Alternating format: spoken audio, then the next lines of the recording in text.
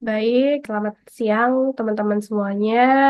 Selamat siang Batik, selamat siang Kak Prasti, Kak Petrus, Kak Ahmad. Semoga kita semua dalam keadaan sehat dan berbahagia selalu ya teman-teman. Seperti biasa juga saya ingin mengucapkan terima kasih banyak telah bergabung meluangkan waktunya dalam kelas pelatihan daring kapasitas organisasi dengan judul yang sama ya teman-teman ya, yaitu serial pelatihan mengenal untuk dikenal, strategi media sosial bagi OMS. Kalau kemarin itu sesi satu, yuk kenalan dengan media sosial. Hari ini sesi 2 strategi media sosial untuk dikenal. Kira-kira tujuannya apa sih teman-teman? Kenapa sih perlu ada strategi di media sosial? Terus apa aja sih yang perlu di cover dalam strategi media sosial? Nanti itu mungkin akan dijelasin dengan narasumber kita. Masih sama ya teman-teman ya dengan Mbak Tika atau Kak Tika. Oke, mungkin mungkin langsung aja teman-teman. Aku panggilkan Kak Tika atau Mbak Tika. Mbak Tika, halo Mbak Tika.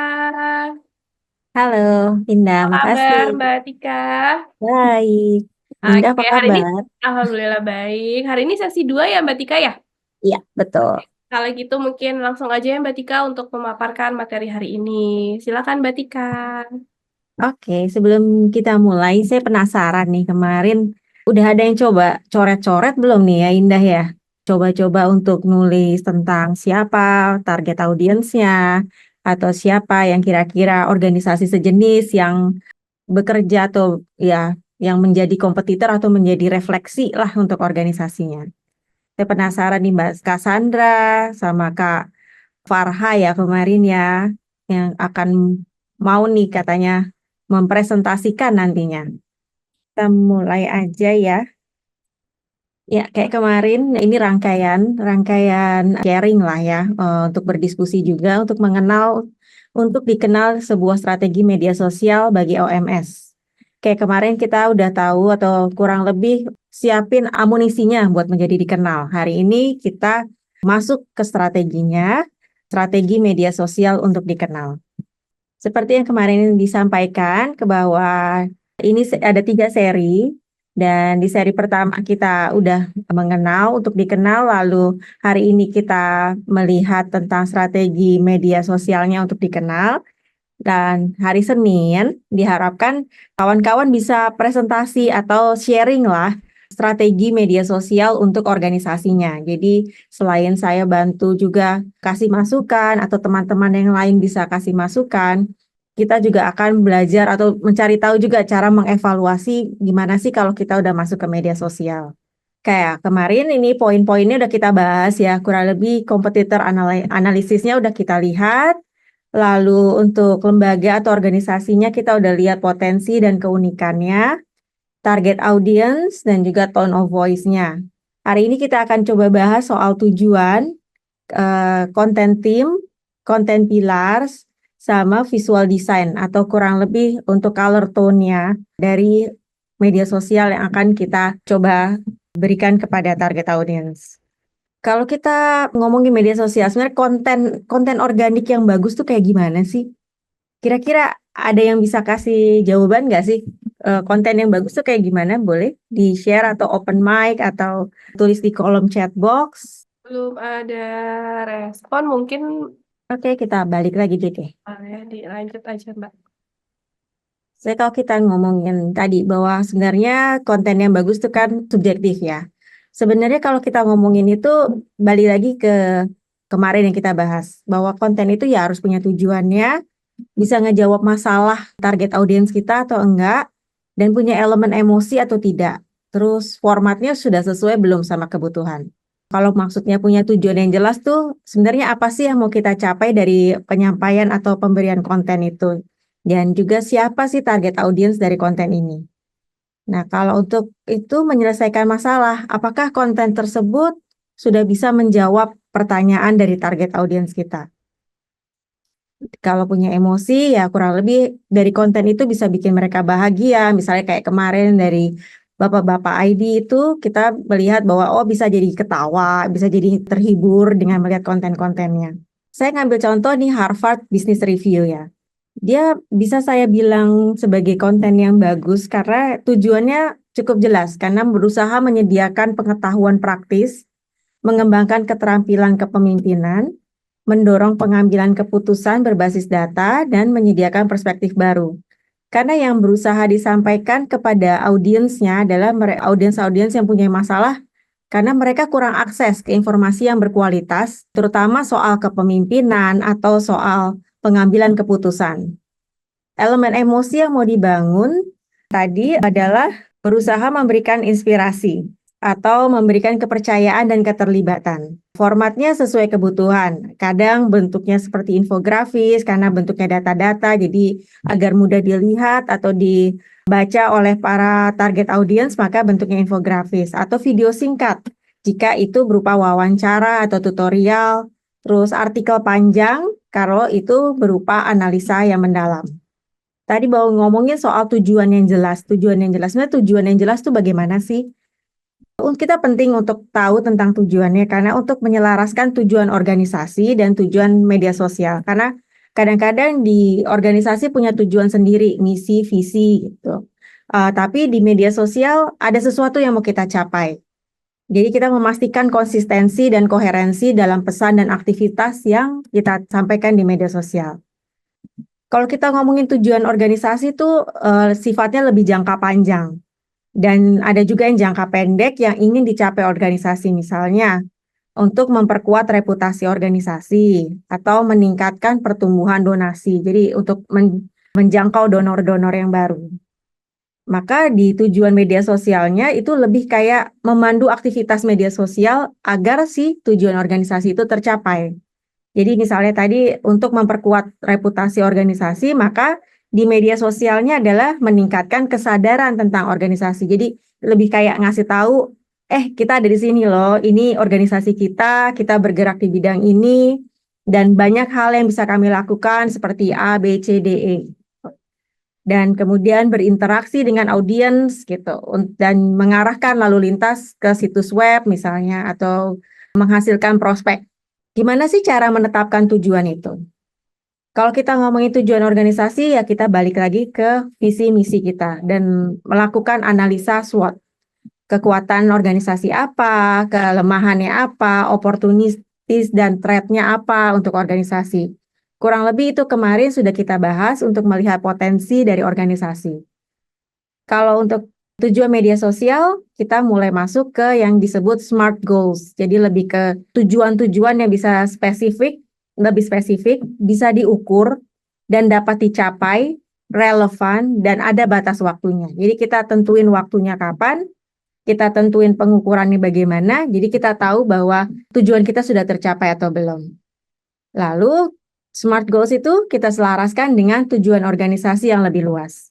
Misalnya, untuk meningkatkan pengikut Instagram sebesar 20% dalam 6 bulan. Lalu untuk meningkatkan kesadaran organisasi. Ini kalau untuk Harvard Business Review tujuannya kurang lebih kayak begini. Di tujuan organisasinya adalah misalnya menyediakan wawasan bisnis berkualitas tinggi karena sesuai visi misinya, mengembangkan keterampilan kepemimpinan dan manajemen, mendorong inovasi dan pengambilan keputusan berbasis data, dan menghubungkan komunitas bisnis global. Kalau kita tuangkan ke dalam tujuan sosial medianya, itu misalnya karena bisa terukur, ada batas waktunya, misalnya kita untuk awareness, untuk lebih dikenal, mencapai 100.000 pengikut baru misalnya dalam waktu 12 bulan. Atau engagement dan interaction, jadi ada keterlibatan, ada hubungan timbal balik, ada obrol-obrolan sama audiens. Mencapai rata-rata engagement rate-nya sebesar misalnya 5% dalam waktu 6 bulan. Lalu tujuan lainnya misalnya adalah menyajikan high quality content. Jadi misalnya kita ngasih harus ada 5 konten paling enggak dalam seminggu yang sifatnya edukatif dan informatif. Dan yang keempat, salah satu tujuan sosial media bisa juga mendorong lalu lintas ke website. Jadi untuk naikin pengunjung ke webnya. Jadi klik link video sebesar 25% dalam 6 bulan. Kalau kita udah kebayang tujuannya apa, tinggal kita ngomongin soal konten. Apa sih sebenarnya yang mau kita kasih ke ke pembaca atau ke target audiens kita. Kalau kita ngomong konten ya kurang lebih secara harfiah artinya isi. Isi itu gimana sih? Isinya apa? Itu adalah hadiahnya. Hadiah yang kita beri atau sesuatu yang kita kasih ke audiens kita. Nah, untuk itu maka kemarin kita udah bahas soal potensi, mediumnya atau channel, dan ada audiensnya. Semuanya diseimbangkan dengan medium atau platform yang sesuai. Jadi kayak kemarin kita udah bahas bahwa oh di Instagram targetnya agak beda nih sama LinkedIn gitu. Yang satu lebih bisnis, lebih lebih formal, yang satu lagi lebih semi formal. Lalu kita sesuaikan dengan potensi kita, apa ya yang bisa kita kasih. Kita lihat di tengahnya gitu. Jadi buat ngasih gambarannya kayak gini. Ada brand itu adalah organisasi kita, lalu ada audiensnya. Di sini audiens mempunyai motivasi atau mempunyai masalah dan juga mempunyai sesuatu style yang mereka inginkan untuk untuk mendapatkan informasi tersebut. Lalu sementara brand atau organisasi itu mempunyai potensi yang akan diberikan kepada audiens dalam bentuk gift melalui medium tertentu. Sebagai gambarannya misalnya gini, kemarin salah satu kawan kita yang bergerak di bidang kelautan mempunyai audiens kurang lebih mahasiswa yang tertarik tentang kelautan. Mereka pengen tahu tentang laut, mereka pengen belajar tentang kelautan, tetapi yang mereka dapat biasanya hanya teori-teori saja.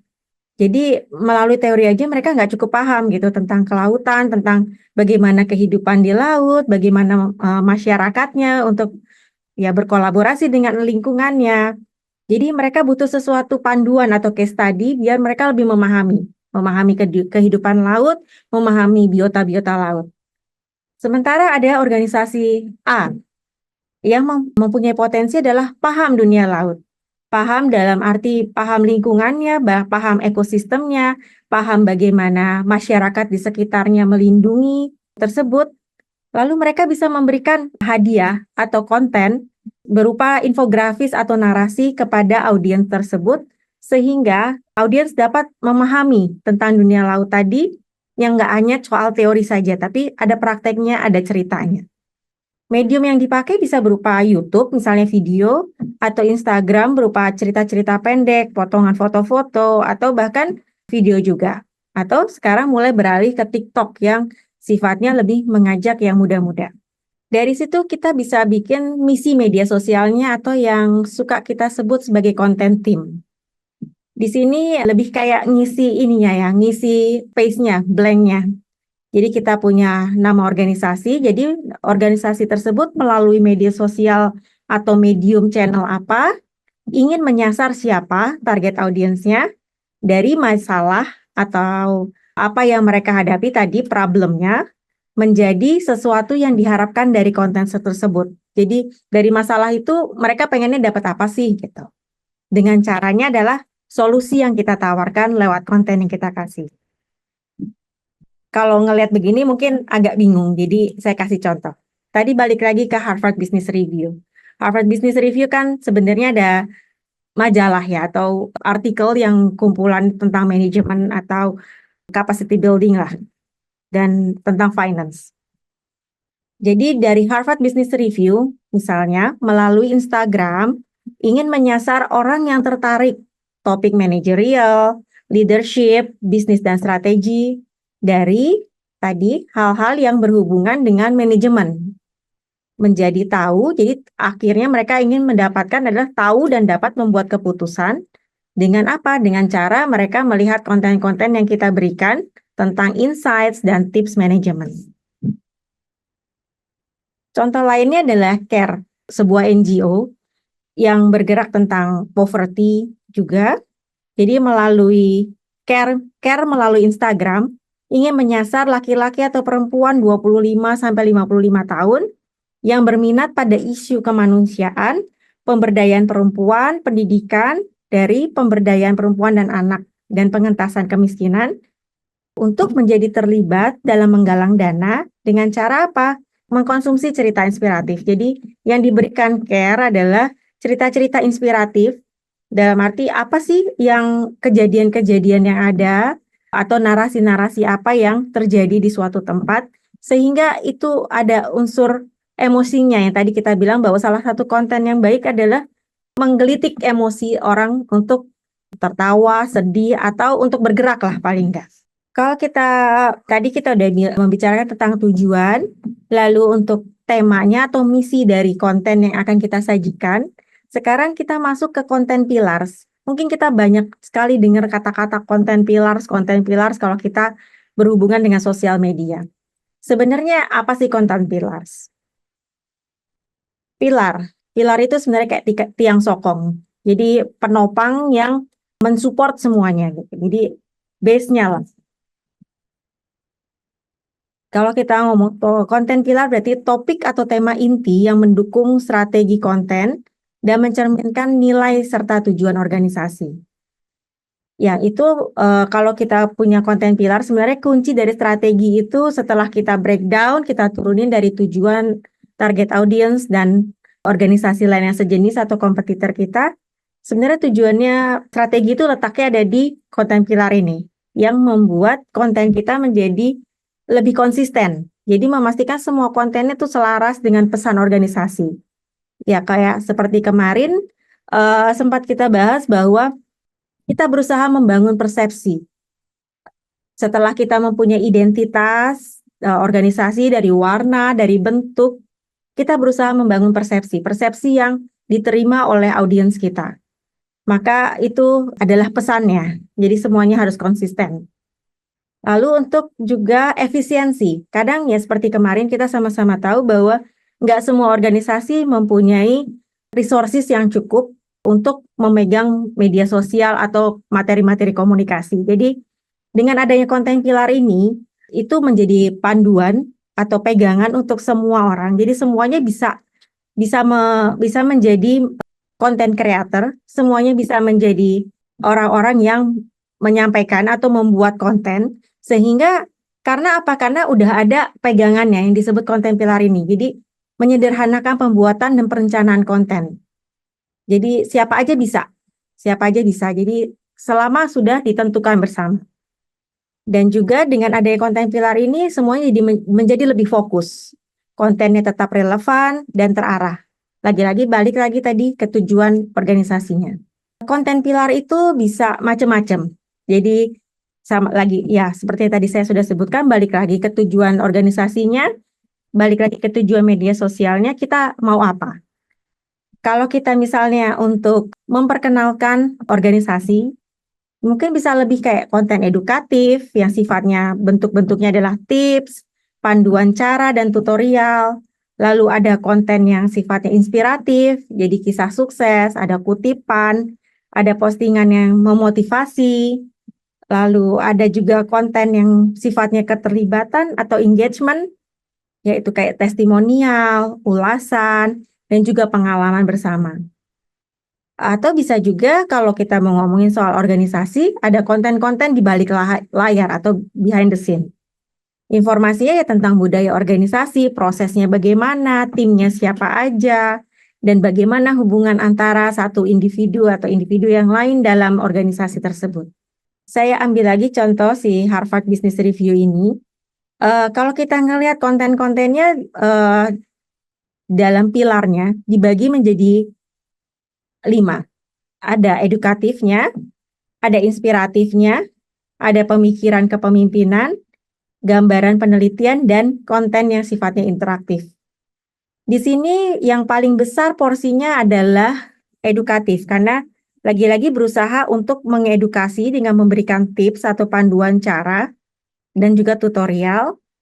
Dan yang kedua yang lebih besar adalah pemikiran kepemimpinan. Jadi memang karena sifatnya adalah soal manajerial, maka posting-postingannya dia menunjukkan atau menampilkan wawasan-wawasan dari pakar industri, opini, dan juga analisa mendalam.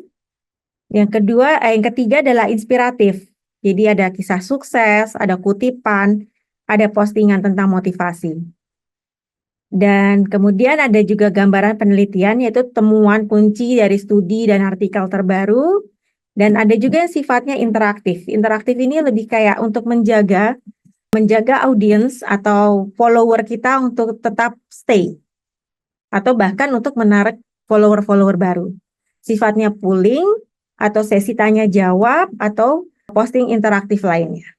Ini salah satu contohnya kalau sifatnya adalah edukatif, di mana mereka berusaha untuk memberikan tip of the day, show your employees recognition the right way, atau gimana how to speak up when it matters. Jadi nunjukin cara-caranya.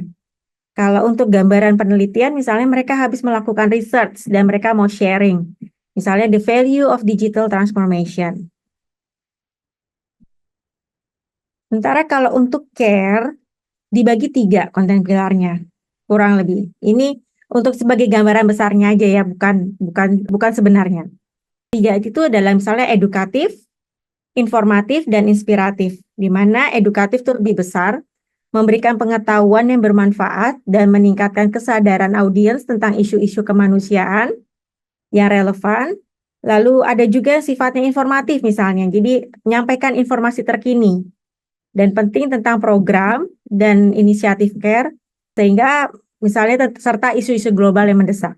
Yang porsinya paling kecil ada inspiratif, jadi memotivasi dan menginspirasi audiens untuk berpartisipasi. Jadi ini lebih yang sifatnya mengajak kawan-kawan untuk berdonasi atau untuk terlibat dalam suatu kegiatan. Ini beberapa contohnya untuk yang edukatif misalnya. 3 mental health challenges in refugee and migrant communities misalnya. 1, anxiety atau ada lagi yang lainnya. Lalu untuk yang informatif misalnya, every child deserve every right. Jadi ditunjukin gimana apa saja right-nya dan apa saja yang dilakukan, apa saja yang menjadi perhatian care. Setelah kita masuki untuk ngomongin konten dan segala macam, sekarang bagaimana ngebungkusnya? Ngebungkusnya biar lebih menarik dan membuat audiens kita menjadi terus mengikuti, menjadi pengikut terus ataupun menjadi tertarik untuk mengikuti. Maka kita masuk ke visual design. Jadi yang tertangkap oleh mata kita. Jadi elemen kunci dari desain visual ini adalah misalnya warna. Jadi misalnya warna-warna yang menunjukkan identitas organisasi sehingga organisasi tersebut menjadi lebih jelas gitu. Oh begitu ngelihat konten, oh ini punyanya si CARE, oh ini punyanya si Harvard, atau misalnya ini adalah pembahasan tentang organisasi yang bergerak di bidang kelautan. Lalu ada tipografi atau fonts khusus yang dimainkan atau font yang menunjukkan kepribadian organisasi. Dan juga gambar. Gambar maksudnya adalah gambar-gambar baik foto ataupun video yang sesuai sama audiensnya dan juga menarik. Tujuannya apa sih untuk menjaga untuk adanya si visual design ini sebenarnya adalah menjaga konsistensi. Jadi antara postingan yang satu atau postingan yang kedua atau video yang satu, video yang lain itu kelihatan benang merahnya bahwa itu adalah milik organisasi tersebut. Ya seperti yang tadi saya sampaikan bahwa jadinya kalau kita udah punya semuanya, udah punya strateginya, pegangannya apa, panduannya apa, jadi kalau berganti orang pun itu akan masih tetap sama. Maka itu untuk menjaga konsistensi. Misalnya, kalau kita ngomongin mood board-nya Harvard Business Review, oh warna-warnanya harus ada hitamnya, ada putih dan hijau atau biru. Dengan font-fontnya yang lebih pemilihan 2 font gitu. Jadi begitu melihat nggak capek gitu, matanya juga nggak capek bahwa oh ini sama kok, sama semua jadi nggak semrawut di mata kita. Misalnya untuk care, warna-warnanya lebih ada biru, ada purple, ada ungunya atau warna putih. Lalu ada fontnya yang besar di bagian atas atau bagian bawah dengan menggunakan font-font yang sama. Itu sebenarnya sampai di situ untuk si strateginya. Di sini saya akan coba share beberapa tips untuk konten ya. Sebenarnya ya kita udah sering lihat banyak banget postingan di media sosial tentang bagaimana meningkatkan followers, bagaimana membuat konten yang baik. Ini sebenarnya lebih merefresh. Jadi dalam membuat konten itu dimulai dari ada 3 bagian. Ada bagian awal, bagian tengah, dan bagian akhir sebenarnya.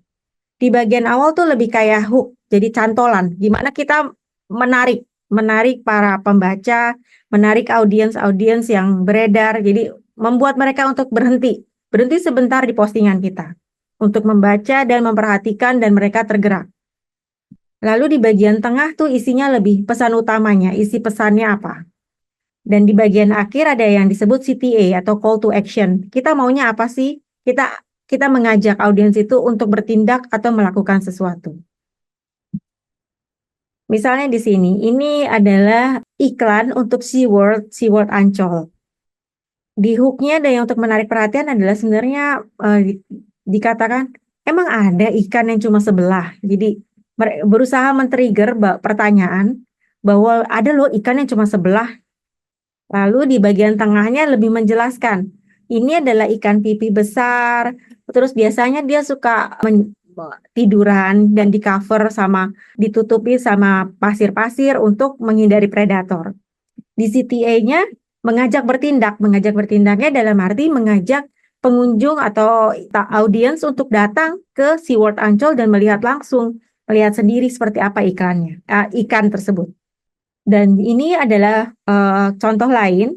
Ini balik lagi tujuannya lagi. Tujuan utamanya untuk mengedukasi dan awareness. Kita tahu ada keranjang dari bambu atau rotan. Kita nggak tahu apa itu namanya gitu. Nah, dijelasin di sini.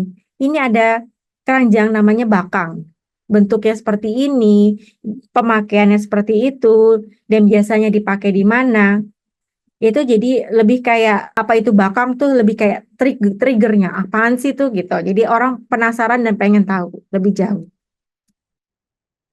Atau misalnya yang hubungannya sama kelautan atau marine. 10 ways you can help save the ocean. Jadi dikasih tips cara gimana sih untuk melindungi laut. Di bagian tengahnya lebih ngejelasin isi pesannya. Caranya ada 1, 2, 3 dan lalala. Dan di bagian akhirnya adalah mengajak bertindak. Join us, diajak. Yuk bergabung dengan kami dan buat perbedaan. Making a difference at Oceana Origin. Bergabung dengan Oceana. Lalu ini contoh lainnya. Hooknya adalah what is EU Youth Empowerment Fund? Jadi lebih pertanyaan bahwa ada fund namanya EU Youth Empowerment Fund. Bagian tengahnya lebih penjelasan. Apa, bagaimana, dan how. Dan di CTA-nya mengajak bertindak gitu. Ayo become a youth panelist. Kalian bisa apply now dan bergabung dan menjadi youth panelist. Sementara kalau balik lagi ke tujuannya misalnya untuk berjualan gitu. Di UMKM biasanya mereka memakai medianya adalah WhatsApp. Seperti saya kemarin juga ceritakan bahwa di Indonesia pemakaian WhatsApp itu masih paling besar, masih paling tinggi. Nah, di sini berusaha dari tujuannya adalah penjualan. Jadi ditunjukin apa saja yang mereka jual, lalu tinggal klik apa saja yang bisa mereka beli dengan menggunakan WhatsApp Business. Ini bagian akhirnya, jadi setelah ini kita bisa diskusi dan saya mengingatkan kembali kalau kita sama-sama membangun strategi media sosial bersama. Jadi kalau organisasi kawan-kawan belum ada media sosialnya atau sudah ada tetapi merasa kurang, mungkin kita bisa sama-sama menyusun strategi dan bisa di-share hari Senin sehingga bisa dapat masukan dari saya ataupun dari kawan-kawan yang lain untuk bagaimana sih lebih baiknya atau bagaimana untuk mengembangkannya kembali. Jadi di sini adalah poin-poinnya yang bisa dibahas di strategi media sosial. Ada kompetitor analisisnya, ada tentang organisasi atau lembaganya, tujuannya apa, potensi dan keunikannya apa. Itu yang tadi saya bilang bahwa itu adalah sesuatu yang kita kasih, yang kita berikan kepada audiens kita. Terus kita tahu nih, siapa nih audiens kita, target audiens kita siapa, masalah mereka apa, dan kebiasaan mereka apa.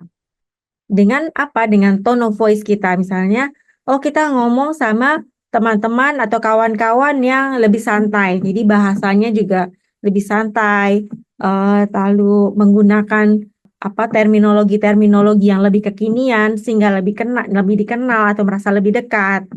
Dan dari situ kita bikin konten timnya. Jadi membuat misinya. Misi media sosial kita apa sih? Oh, misinya adalah untuk memberikan edukasi, misinya adalah untuk menginspirasi. Dan itu di breakdown atau dibagi menjadi content pillars dan channel-channel yang kita pilih. Channel-channelnya bisa berupa YouTube atau Instagram atau X sekarang dan TikTok misalnya. Atau untuk yang lebih formal bisa masuk ke LinkedIn. Nah, dari situ bagaimana ngebungkusnya biar lebih menarik, yaitu dengan visual design dengan color tone yang sesuai sama organisasi kita. Itu sekian dari saya, sudah siap untuk dikenal. Dan sekarang kita buka sesi tanya jawabnya ya, Kak Indah. Baik, terima kasih banyak Mbak Tika atas paparan hari ini. Mungkin selanjutnya kita buka sesi tanya jawab. Jika teman-teman ingin bertanya, kami persilakan. Selamat siang, Kak Tika. Selamat siang, Kak Nurlinda. Kan kami selama ini kan media sosialnya itu cuma di IG dan di web. Kami belum pernah buat yang konten creator seperti itu. Nah, tadi kan kata kakak, biasanya kalau lembaga itu kan ada ciri khasnya, Ya, entah dari betul. warna. Nah, kami kan selama ini nggak bikin yang seperti itu, Kak. Jadi kami kalau ada kegiatan yang udah intinya di-upload aja buat informasi bahwa lembaga tersebut, lembaga kami habis melakukan kegiatan ini. Apakah perlu dimulai melakukan hal seperti itu?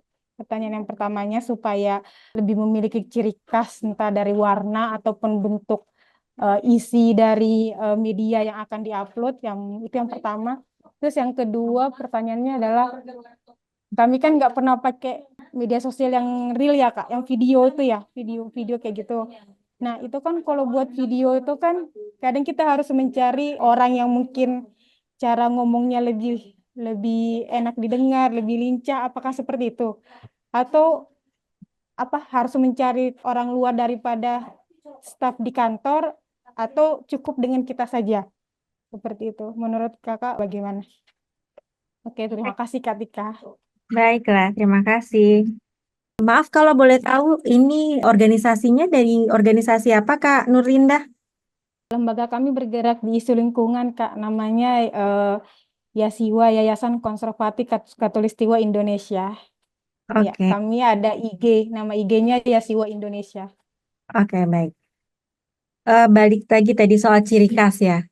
Ciri khas sebenarnya ya antara perlu atau tidak perlu ciri khas dalam arti warna ataupun yang lainnya. Sebenarnya itu lebih kayak untuk membedakan kita dengan organisasi lain. Jadi karena kalau kita lihat ya misalnya kita scroll di Instagram di bagian Explorer itu kan banyak banget gitu. Nah, kalau itu kita bertemu dengan yang lain-lain, kalau misalnya kita tidak terlalu berbeda, jadi orang lain nggak akan tertarik gitu, nggak akan merasa bahwa oh saya harus melihat ini gitu. Itu satu. Yang kedua tentang isinya. Selama ini mungkin kalau punya kegiatan langsung ditaruh gitu. Nah, maka sebenarnya menurut saya sih perlu untuk bikin strategi karena balik lagi yang tadi saya sempat jelaskan bahwa kita lihat lagi tujuan organisasinya apa. Karena dari visi misi organisasi pasti mempunyai tujuan masing-masing yang nantinya bisa disesuaikan dengan media sosialnya. Jadi tujuan media sosialnya apa? Kayak maksudnya saya adalah kita bisa aja main langsung taruh hasil liputan di lapangan, tetapi akhirnya kita tidak bisa menyampaikan pesan yang ingin kita berikan. Misalnya kita mengadakan pelatihan tentang lingkungan atau melakukan biasanya konservasi di sungai atau menyelamatkan buaya-buaya di daerah Kalimantan misalnya. Tapi apa yang mau kita sampaikan di situ? Apakah kita cuma nunjukin dokumentasi bahwa ada buaya yang baru lahir kita selamatkan atau telur-telurnya yang mau kita selamatkan? Tapi sebenarnya tujuannya apa sih gitu? Bahwa ada tujuan lain, bahwa kita ada tujuan untuk memberikan edukasi tentang oh ada jenis-jenis buaya di daerah sini yang perlu diselamatkan. Ini adalah daerah-daerah konservasi yang tidak bisa disentuh oleh manusia, yang mereka tidak bisa masuk karena itu bisa merusak ekosistem atau merusak habitat buaya sehingga mereka jadi terancam. Yang seperti itu maksudnya bahwa kita ada tujuan-tujuan tersebut. untuk edukasi kah, untuk memberikan informasi kah, atau untuk ibaratnya mengengage atau melibatkan para audiens atau followers kita untuk terlibat dalam arti memberikan donasinya atau terlibat dalam kalau misalnya mereka mau magang atau internship atau belajar lebih jauh tentang kehidupan buaya atau kehidupan di sekitar sungai. Kalau untuk video itu banyak hal. Jadi tentu kita merasa bahwa oh ini nanti jadi tidak menarik ya kalau misalnya pengisi suaranya tidak bisa memberikan tersebut, menyampaikan pesan-pesan yang diinginkan atau itu sebenarnya ada banyak triknya sih, Kak Linda. Itu bisa juga misalnya dalam bentuk tulisan saja, atau misalnya hanya potongan-potongan suara saja gitu. Jadi nggak melulu dari video dari depan sampai belakang orang ngomong gitu, nggak perlu gitu. Atau cuman misalnya hanya musik-musik yang membangun gitu. Karena sekarang sudah banyak apa ya trennya ke arah visual atau video tanpa orang atau video tanpa ada suara-suara gitu, tanpa narasi. Tapi balik lagi ke tujuan. Sebenarnya yang mau kita sampaikan apa? Misalnya kita mau ngomongin edukasi ya, ada sebenarnya sedikit-sedikit sempilan-sempilan suara ya nggak masalah gitu. Kalau misalnya merasa nggak pede, sebenarnya ya udah, ya itu adalah organisasinya, ditunjukkan saja bahwa itu memang budayanya begitu. Saya kalau segitu cukup jelas atau ada yang perlu disampaikan lagi, Kak Linda? Jelas Kak, mungkin nanti kami akan mau mulai mencoba dulu yang ciri khas tadi. Baiklah, Terima kasih Kak. sama-sama Kak Linda. Baik, terima kasih Kak Linda atas pertanyaannya. Mungkin teman-teman yang lain ada lagi yang ingin bertanya. Oke, silakan Ya. Kak Sandra. Selamat sore, Selamat Kak sore. Tika dan Kak Indah. Kami di Papua sudah hampir jam 5 sore sekarang. setengah lima sore. Nah, menarik sih sebenarnya yang dikatakan oleh Tika. Apa ya? Ini kan media sosial itu sebenarnya salah satu tools kita juga ya untuk branding dan positioning. Sehingga orang tahu nih kita nih sebenarnya bergeraknya di bidang apa yang kita lakukan, siapa kita, di mana kita ada gitu ya. Nah, kadang memang kita itu ya Katika ya, secara Ya, umum kita lupa dengan pilar-pilar, kita lupa dengan tema, kita tuh maunya apa sih sebenarnya. Jadi keroyokan apa aja yang ada, ya itulah yang diposting gitu. ya Nah, akhirnya itu kemarin iya, ya. iya. Nah, saya juga teringat tadi yang dari Kak Nurlinda ya, bahwa ya kadang-kadang kenapa, apakah kita harus memerlukan orang khusus di LMMA? Kami nggak ada orang khusus. Jadi Betul. hanya teman-teman biasanya sekarang ya sedang dibangun pooling cerita dulu, kita lihat kurasi, temanya apa yang masuk, yang bisa kita angkat. Jadi sudah sampai ke situ sih Katika ya. Ya, Dan kami menggunakan media aplikasi yang udah ada, kita sih anak-anak di sini bilang capcut aja atau slice atau apa gitu yang murah-murah murah meriah nggak ya. berbayar gitu yang bisa kita pergunakan. Dan di Instagram sendiri sebenarnya sudah ada sih perangkatnya yang bisa membantu tanpa harus kalau tadi tuh ya kan kita juga apa menghemat ya, nggak bisa mengeluarkan uang banyak untuk porsi komunikasi, walaupun itu penting, tapi ya kadang-kadang itu juga perdebatan di dalam. Tapi bagaimana kita apa ya, membuat sehingga yang sederhana saja, tapi ya itu kata Mbak Tika itu yang paling penting adalah kontennya. Kamu tuh maunya apa? Itu yang harus Ya. kita pahami dulu teman-teman. Ya mungkin nanti Katika bisa memberikan pencerahan. Karena kalau kita nggak tahu apa yang mau kita posting ya jadi semuanya kita akan posting dan berakhir menjadi berita sampah yang orang hanya scroll, leave. Tapi kalau kami ingin ada yang like. Mungkin pertama like dulu, setelah itu ada komen sehingga ada interaksi antara kami dengan audiensnya. Nah, setelah itu mungkin ada sesuatu ya, kita harus membangun komunikasi dua arah. Tapi itu pun kalau LMMA ini masih tahap awal ketika jadi udah seneng aja dulu posting-posting gitu ya. Gitu. Dan untuk color mood, nah itu juga penting. Nah, selama ini memang kita kita belum belum situ, saya juga belum lihat ke situ ya, tapi pas ngeliatin, oh iya ya color mood ya, font type, sehingga pada saat itu keluar orang udah tahu oh iya itu LMMA ada logo ikannya karena logo Ya, LMMA itu sangat spesifik Kak. Ketika kita ya, LMMA itu ditulis dengan menggunakan apa modelnya ikan, jadi kayak skeleton Mhm. ikan gitu. Jadi itu yang mungkin apa yang menarik sekali dan terima kasih karena sudah memberikan tips-tips ya. Jadi kita sudah mulai melihat ke situ bahwa ini sebenarnya pelajaran dasar nih dari Katika. Kalau kita sudah bisa mengaplikasikan ini, ya ke depannya itu sangat amat gampang sekali. Dan yang ya, terpenting adalah misi kita, misi organisasi itu sebenarnya apa ya kepada ya, audiensnya? Apakah edukatif kah? Ataukah hanya sekedar mau memposting? Ada juga yang seperti itu Kak, ya, sehingga dia diketahui gitu ya. Nah kalau LMMA memang ada misi tersendirinya juga di situ ya, selain edukasi kita sudah 23 tahun di Indonesia Timur, banyak Mhm. pelajaran dari kita yang dipakai, case tadinya dipakai, tapi selama ini belum apa ya belum maksimal gitu ya untuk mempositioning dan membranding LMMA sendiri sebagai organisasi maupun sebagai pendekatan yang kami lakukan ke masyarakat.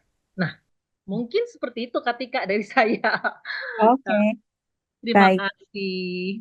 Iya, baik. Berarti udah siap ya hari Senin untuk sharing ya. Oke, Mudah-mudahan ini masih masih apa ya dokumennya sudah ada, cuma nanti apa namanya tinggal di ini lagi ya di klik-klik sedikit gitu ya Katika ya. boleh, boleh. Ah, Nanti kita sama-sama lah diskusikan iya, bareng. iya, baik. Saya tanggapi tadi ya sedikit.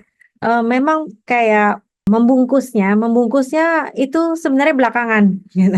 Kita bisa bungkus dengan cara macam-macam cara. Di sekarang sudah banyak banget aplikasi-aplikasi yang gratis ya, yang tidak usah bayar. Ya tadi kayak tadi Cassandra sempat mention bahwa ada yang dibilang CapCut. Nah, ada juga kalau untuk foto-foto atau visual kita pakai aja yang gratis juga ada tuh Canva. Di Canva itu bukannya saya promosi itu, tapi maksud saya ini lebih mempermudah atau buat lebih mudah lah gitu. Jadi itu sebenarnya adalah bungkusannya. Di Canva itu juga ada kita bisa bikin videonya, kita bisa juga bikin pengaturan untuk gambar-gambarnya. Jadi itu menjadi lebih menarik. Mungkin tadi sempat lihat presentasi saya tuh saya buat di Canva. Jadi itu ada template-templatenya. Jadi kita tinggal taruh template, tapi tinggal disesuaikan saja warna-warnanya dengan warna organisasi dan dimasuk-masukkan logo dan segala macam. Jadi sebenarnya cara membungkus itu banyak cara. Yang paling perlu adalah landasannya. Yang paling perlu adalah pilarnya. Itu dulu sih. Itu saja. Ada lagi pertanyaan atau sharing-sharing? Oke, Halo Kak, mungkin. halo Kak. Oke, silakan Kak Faril. Ya, terima kasih banyak ini sudah kasih kesempatan. Di sini ramai sih jadi agak eh, kurang memungkinkan untuk cerita, tapi tidak apa-apa lah. Saya berbagi cerita dari sini. Eh, ada beberapa pengalaman saya tentang media sosial ini. Nah, masalahnya adalah orang yang akan bekerja di media sosial itu berbeda sama orang yang memiliki pengetahuan, misalnya yang ikut di pelatihan ini, sehingga biasanya ada gap ketika kita memberikan landasan. eh, si desainernya justru menganggap bahwa ini tugas saya ini yang memberikan itu, jadi eh, janganlah terlalu ikut campur gitu. Jadi ada memang miskomunikasi yang di situ. Sehingga kadang itu tidak nyambung dalam membuat konten, mengisi konten tersebut. Itu yang pertama. Yang kedua, itu kadang saya juga menganggap bahwa follower itu tidak terlalu menjadi hal yang utama. Kita tidak gencar untuk mencari follower. Setelah mendapat pencerahan bahwa memang follower itu menjadi indikator seberapa besar tercapainya ini konten ya. Ya, seperti itu. Jadi saya menganggap awalnya itu follower bisa dibeli. Jadi sampai tidak pernah berpikiran bahwa tidak perlu kita terlalu umbar-umbar ini follower, harus like, subscribe, komen, dan jangan lupa follow. Seperti itu. Nah, yang ketiga juga, yang terakhir itu, apa lagi saya bilang ini sih, aku lupa. Yang ketiga itu bahwa kita di lembaga kami kadang tidak terstruktur. Jadi karena menganggap bahwa orang yang desainer atau orang yang tongkrong ini bisa semua, karena kita semua punya sosial media. Artinya kita sudah bisa memposting dan sebagainya, sehingga hal-hal yang seperti ini itu dijadikan sebagai hal yang biasa saja. Nah, kalau saya pribadi menganggap bahwa untuk konten kelembagaan itu memang harus ada satu orang yang tongkrongi. Jadi dia memang fokus untuk mengupload, melihat ide yang lain dan sebagainya. Nah, disitulah bentuk kelemahan kelembagaannya kita. Dan terakhir pertanyaannya adalah berapa jangka waktu yang harus diupload kontennya. Konten misalnya kita harus upload seminggu sekali atau sehari 3 kali kayak minum obat atau bagaimana lah saya gitu. Terima kasih Mbak. Oke, baik. Terima kasih Kak Fahril. Saya coba jawab ya. Antara nomor 1 sama nomor 3 nih. Tadi ada gap miskomunikasi sama tidak terstruktur gitu. Atau yang buat yang mengupload konten tidak sama orangnya dengan yang ada di program. Kurang lebih kayak gitu. Sebenarnya lagi-lagi itulah tujuannya kenapa dibuat strategi media sosial. Strategi media sosial ini adalah nggak cuma konten kreatornya yang buat, tetapi dibuatnya bersama-sama. Buat bersama-sama dalam arti sama-sama menentukan tujuannya, karena kan ini adalah media sosial untuk organisasi. Jadi sama-sama dibuat. Tujuan dari organisasi apa? Oh, untuk biar organisasi ini lebih apa? Tujuannya adalah untuk mengedukasi misalnya.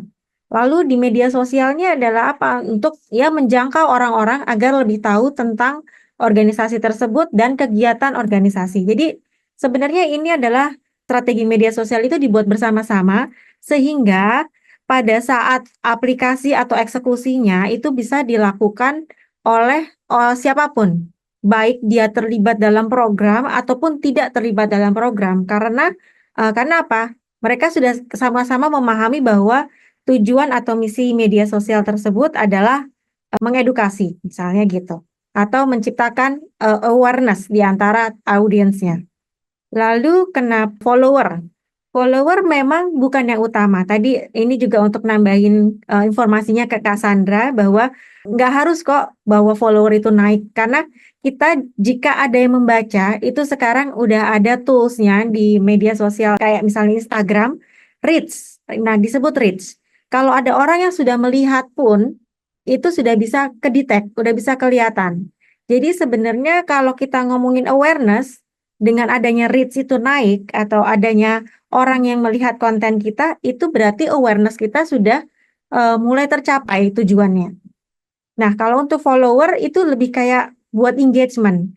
Jadi, karena dia melihat postingan atau konten kita dan dia suka dan dia relate, baru dia akan follow. Itu nilai plus lagi. Jadi sebenarnya kalau sudah dibaca atau dilihat, itu akan terlihat di analytics-nya Instagram itu dari reach-nya tuh kurang lebih ya tujuannya sudah mulai tercapai dengan awareness. Jadi follower ya memang tidak harus yang utama. Dan saran saya jangan beli followers karena itu akan merusak algoritma dari Instagram, akun Instagram Anda atau organisasi yang nantinya akan bikin kebingungan. Karena kadang-kadang kalau kita beli followers itu akun-akunnya akun kosong gitu loh. Sebenarnya nggak ada orangnya, itu hanya kayak komputer juga gitu. Jadi sayang aja begitu kita berusaha untuk menargetkan pada followers tertentu, misalnya umur 25 sampai 40, nggak bisa kebaca lagi karena eh, ya kita sudah menargetkannya ke akun-akun kosong yang sebenarnya nggak jelas juga umurnya berapa, siapa itu. Jadi saran saya jangan beli followers. Sayang, sayang di uangnya dan juga jadinya malah merusak account. Dan apakah harus satu dedicated person? Iya, bisa tidak. Kalau memang di organisasi ya memang saya juga cukup paham bahwa kadang-kadang ada keterbatasan resources dan banyak hal yang harus dilakukan yang mungkin kadang-kadang ya memang harus tumpang tindih. Tapi ya itu lagi-lagi gunanya strategi media sosial adalah mau siapapun yang mengerjakan itu akan sama aja hasilnya. Dan kemampuannya ya pakai aja yang gratis-gratis dulu, itu gampang banget karena tinggal masukin ke template. Lalu tadi jangka waktu berapa berapa banyak yang harus diposting dalam seminggu atau apa. Ya, lagi-lagi kita balik lagi ke tujuan organisasi lagi. Apakah kita benar lagi ada program atau kegiatan yang cukup intens yang harus dapat pengunjung atau apa, yaitu harus ditingkatkan postingannya. Tetapi kalau ya hanya untuk sekedar kenal atau ada awareness atau tetap orang-orang tahu tentang organisasi ya dalam seminggu 2 atau 3 kali ya cukup juga gitu. Yang penting adalah konsisten. Jadi tetap ada postingan, jangan sampai kosong lama, jangan dibiarkan lama, tapi harus ada sesuatu yang diposting. Kurang lebih itu. Cukup menjawab nggak ya, Kak Fahril ya? Menjawab sekali Mbak, terima kasih. Iya, terima kasih juga. Halo Kak Irawan. Ya, halo Kak. Kalau ini Kak, mungkin kalau kita bagi pemula kan, kalau pengalaman saya dalam apa namanya, untuk bermedia sosial, untuk menarik menarik follower, itu kebanyakan kan kita mengalami kesulitan nih dalam hal-hal yang nanti akan kita posting untuk menarik peminat.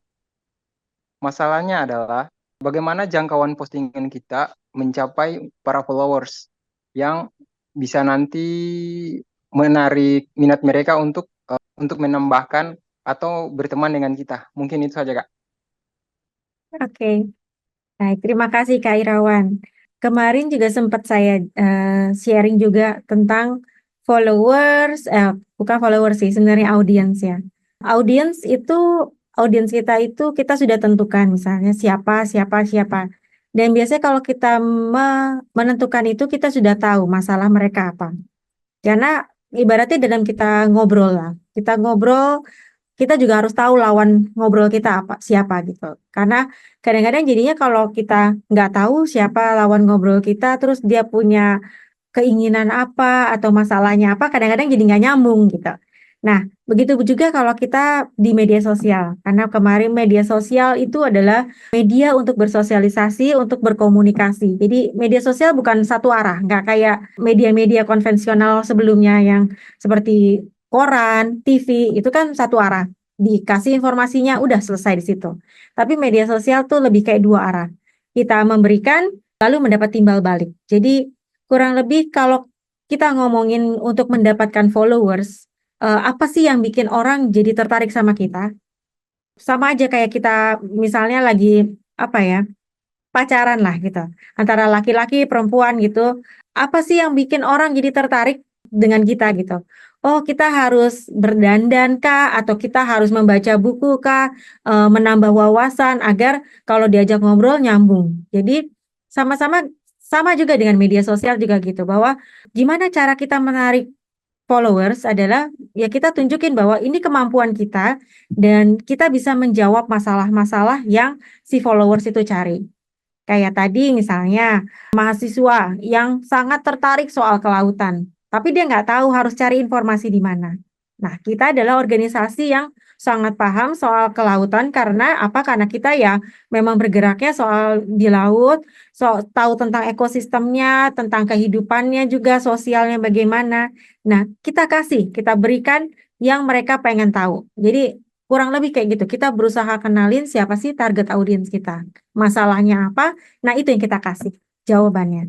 Ya, jadi kalau mereka merasa terjawab masalahnya, insya Allah bisa jadi followers kita. Gitu aja sih, Kak Irawan. Cukup jelas nggak?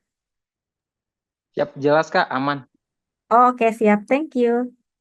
Baik, terima kasih Kak Irawan. Masih ada waktu. Halo Kak, Silakan Kak Amrisal. ya, ini saya mau tanya Kak soal bagaimana kira-kira kalau macam akun media sosial kita followersnya berbanding sangat terbalik dengan yang followers kita berbanding sangat terbalik dengan yang kita follow Kak, apakah berpengaruh Kak? Followers berbanding terbalik dengan yang kita follow.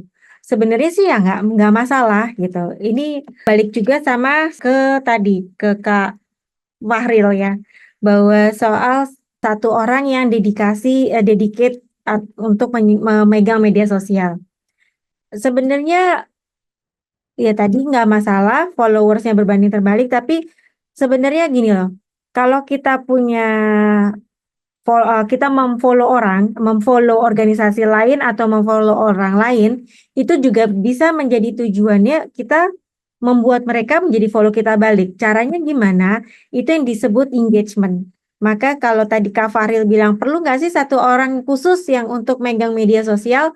Ya antara perlu atau enggak. Perlunya ya misalnya di sini bahwa ada satu orang yang emang kerjaannya buat engage, buat orang-orang yang kerjaannya untuk narik-narikin orang untuk follow account kita. Karena salah satu cara biar orang tertarik atau tahu tentang account kita adalah kita meninggalkan komen di account orang lain di saat mereka memposting sesuatu. Karena ya ibaratnya gini, tahu-tahu ada orang yang ketok-ketok rumah kita. Itu siapa sih gitu. Pasti kita pengen tahu gitu.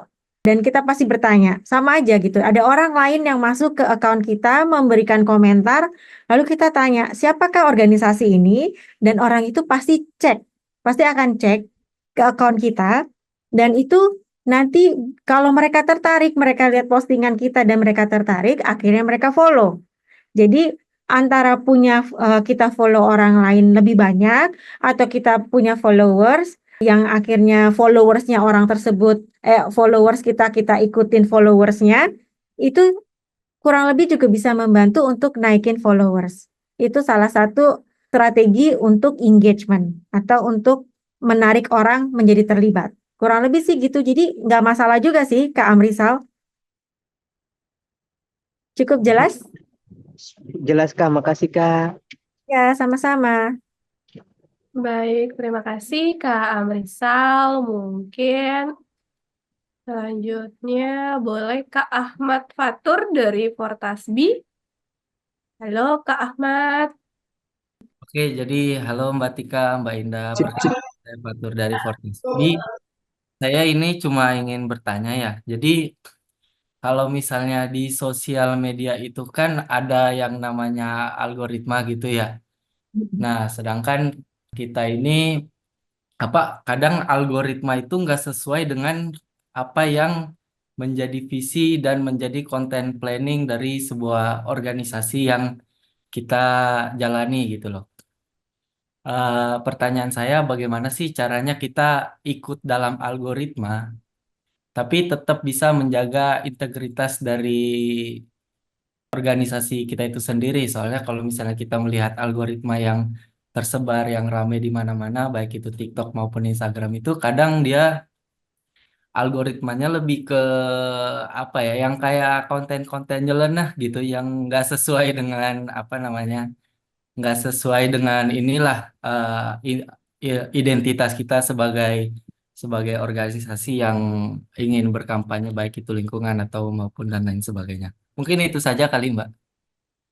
Oke, baik. Terima kasih Kak Ahmad. Memang algoritma ini cukup cukup menjadi pertanyaan, cukup menjebak, cukup membuat pusing sebenarnya. Jadi lagi-lagi sih kalau kita di organisasi ya balik lagi tujuannya apa sih? Jadi tetap aja stick aja sama tujuan kita, dan tetap di situ. Jadi intinya nggak perlu dibikin pusing algoritmanya dengan adanya algoritma udah biarin aja algoritma di situ. Jadi jangan buat kita pusing atau bingung untuk posting apa, untuk membuat konten apa karena kita buat aja strategi kita begitu dan biarin aja gitu. Karena algoritma bisa ditembus dengan cara lain, bukan harus mengikuti tren, tapi ya ikutin aja. Misalnya ambil yang aman-amannya aja. Misalnya, oh algoritma akan lebih mengenal jika postingannya lebih ke video. Itu aja yang kita pakai. Kita pakai lebih banyak video, atau misalnya sekarang algoritma mulai bergeser menggunakan karusel dengan foto yang digeser-geser gitu dengan konten yang digeser-geser karena orang lebih lama di situ dibandingin kalau ngeliat video nggak suka langsung slide. Nah, kita pakai aja kesempatan-kesempatan yang positifnya aja yang kita ambil, tapi nggak perlu ngikutin tren yang misalnya kita harus posting sesuatu yang nyeleneh atau apa, enggak. Karena balik lagi soal ke identitas atau persepsi apa yang mau kita sampaikan ke audiens kita karena kita adalah dari organisasi. Itu sih saran saya, Kak Ahmad. Cukup jelas, Kak? Iya, jadi mungkin mau nyambung sedikit gitu ya, Mbak. Boleh? Jadi kalau misalnya istilah orang-orang yang paham akan algoritma gitu ya, yang namanya riding the wave itu, kalau misalnya kita berkaca gitu ya maksudnya dari apa yang kita kampanyekan, misal lingkungan gitu. Nah, sampai sekarang menurut saya lingkungan itu nggak pernah menjadi isu nomor satu gitu di Indonesia khususnya. Walaupun kemarin ada sempat All Eyes on Papua, tapi tetap ter, tertimpa gitu dengan isu-isu yang lain yang lebih hot, yang lebih panas gitu kan. Nah, apa sih pertanyaan saya lagi? Nggak apa-apa kan, Mas, saya bertanya Ya, lagi nih. nggak apa-apa, nggak apa-apa. Itu menurut saya ada nggak sih maksudnya tips atau cara untuk mensinkronisasi isu-isu yang hot, yang apa gitu, atau kita bisa mengangkat isu kita sendiri agar bisa agar bisa lebih populer dari apa yang apa yang apa namanya yang lebih trendy gitu. Maksudnya Mbak, ngerti nggak Mbak? Ya, paham-paham. Terima kasih. Oke, sebenarnya ada tools yang biasa dipakai juga sama content creator untuk ngeliat tren-tren apa yang lagi muncul gitu. Misalnya itu bisa di browse sih ya. Jadi kita bisa tanya sebenarnya sih tren apa sih yang lagi in gitu. Dan kita bisa yang tadi bilang bahwa riding the wave. Riding the wave lebih kayak alatnya atau ya kurang lebih ya tools juga yang bisa kita pakai. Misalnya kita berusaha untuk masukin isu lingkungan tanpa melepas identitas organisasi misalnya, tetapi kita coba masuk lewat isu yang memang lagi in. Ya, memang itu agak-agak tricky, tapi ya kita coba lihat aja sih antara celah-celahnya gitu. Tapi ya lagi-lagi ngomongin soal itu juga bisa jadi ngomongin kebalik lagi ke SEO misalnya. Apa aja sih yang biasa orang-orang browse, apa sih yang biasa-biasa orang cari tahu, pengen tahu gitu. Nah, itu juga bisa kita masuknya lewat situ. Misalnya dengan memasukkan atau memakai unsur-unsur yang biasanya orang browse atau biasa orang-orang search gitu dengan memasukkan kata-katanya atau kata-kata kunci gitu. Kadang-kadang yang bisa juga jadi nembus algoritma tersebut. Kurang lebih gitu sih, Kak Ahmad. Iya baik, terima kasih atas jawabannya Mbak Tika. Ya, sama-sama. Baik, terima kasih Kak Ahmad dari Portasbi. Mungkin sebelum lanjut sesi diskusi atau sharing pengalaman, aku boleh minta teman-teman untuk foto bersama dulu ya, Mbak Tika ya. Ya, boleh. Eh, oke, teman-teman, aku minta teman-teman untuk nyalain videonya. Kita foto bersama dulu sebelum lanjut sesi diskusinya. Oke. Boleh dibuka videonya Kak Nurlinda, Kak Ramses, Kak Ahmad Japesda, Gorontalo. Hmm. Oh, Kak Sandra berdua ya, Kak Sandra. Halo, Kak Sandra. Oke, Kak Irawan, Kak Fahril, mungkin boleh dibuka. Halo, Kak Petrus. Oke, Kak Nurlinda belum dibuka nih videonya nih. Sama Kak Ramses, ayo Kak, boleh dibantu buka videonya? Oke, kalau gitu aku hitung sampai 3 ya teman-teman ya. Teman-teman boleh senyum. 1, 2, 3. Oke, boleh sekali lagi gaya bebas ya. 1, 2, 3. Oke, terima kasih banyak teman-teman. Kita lanjut lagi sesi diskusinya. Kak Sandra mungkin ya. Halo Kak Sandra. Oh, jadi teringat aja tadi Kak Tika dan Kak Indah, teman-teman semua, mengenai follower. Nah, kalau LMMA kita tidak ada target follower sebenarnya. Nah, itu lagi-lagi kan misi kita bukan untuk mendulang followers, tetapi bagaimana message kita itu bisa tersampaikan kepada target audience kita. Nah, kalau boost follower itu duitnya gede, harus gede. Dan kembali lagi, apa iya nanti itu akan menyasar kepada target audiens kita itu ya. Nah, kadang-kadang itu kan terbuka untuk umum, pokoknya siapa aja lah boleh gitu ya. Nah, kalau ada yang misinya untuk mendulang followers mungkin ya beda gitu ya. Ini lebih ke entertainment, tapi kalau untuk organisasi seperti LMMA sih tidak seperti itu. Mungkin itu kali ya sharingnya. Nanti kalau teman-teman ada yang tambahkan dari LMMA ya silakan. Itu ketika ya tambahannya sedikit. Oke. Benar, betul. Memang mencapai followers bukan misi utama kita ya, karena ya lagi-lagi ya message kita jadi nyampe apa enggak sih gitu. Kalau sembarang-sembarang followers belum tentu message kita nyampe.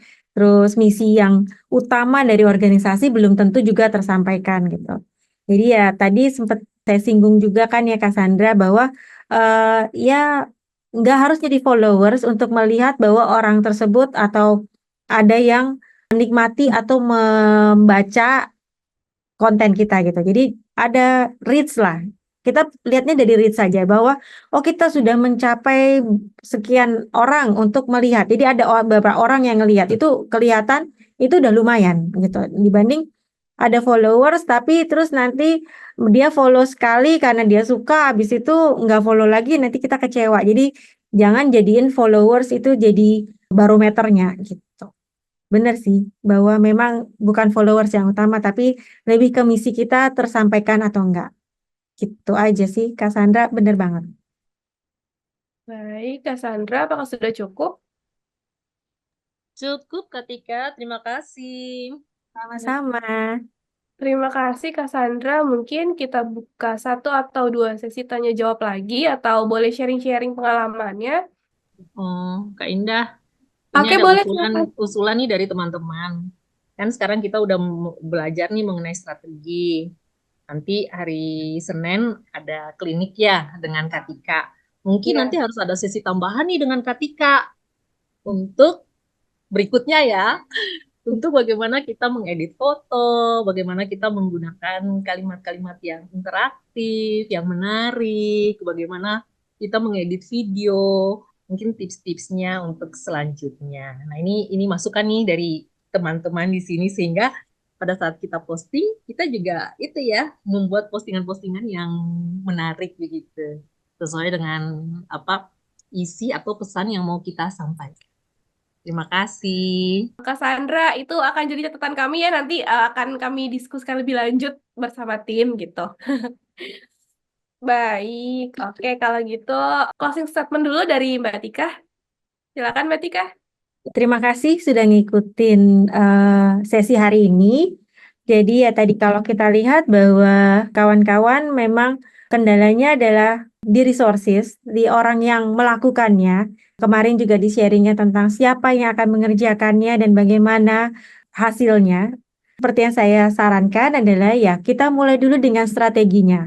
Jadi mau siapapun yang melakukannya dan siapa yang mengaplikasikan dan mengeksekusinya itu akan tetap sama, akan menghasilkan hasil yang sama sesuai dengan tujuan organisasi. Karena apa? Karena kita sudah punya pilarnya, kita sudah punya landasannya, kita sudah punya base-nya. Jadi kita mulai dulu dengan strategi dan siapapun yang melakukan itu pasti akan lebih mudah. Gitu aja sih. Oke. Terima kasih banyak Mbak Tika atas materi hari ini. Semoga materinya bermanfaat untuk kita semua. Oke, kalau gitu terima kasih banyak juga sahabat Lingkar Madani atas keikutsertaan pelatihan daring kapasitas tematik organisasi dengan judul serial pelatihan mengenal untuk dikenal, strategi media sosial bagi OMS. Mungkin itu dari aku. Terima kasih banyak. Semoga teman-teman sehat selalu. Terima kasih banyak juga Mbak Tika. Sampai ketemu di sesi berikutnya. Mhm. Sampai Terima jumpa kasih. teman-teman. Sehat selalu ya. Baik, terima kasih. Sampai Oke, jumpa. udah semuanya Terima sampai kasih jumpa. Kak Tika, Ya, Kak Ida, ya, teman-teman semua. terima kasih. Makasih ilmunya Mbak Tika. Ya, terima kasih juga.